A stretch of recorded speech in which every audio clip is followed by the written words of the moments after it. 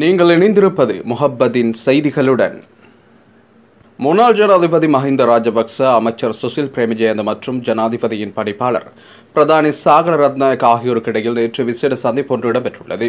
விஜயராம பிரதேசத்தில் உள்ள முன்னாள் ஜனாதிபதியின் உத்தியோகபூர்வ இல்லத்தில் இந்த சந்திப்பு இடம்பெற்றுள்ளது.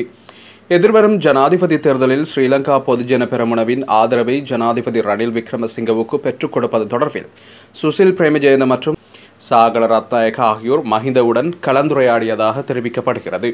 இதன்போது திங்கட்கிழமை கட்சியின் அரசியல் குழுவுடன் கலந்துரையாடி தனது முடிவை அறிவிப்பதாக முன்னாள் ஜனாதிபதி மஹிந்த ராஜபக்ஷ குறிப்பிட்டுள்ளார்.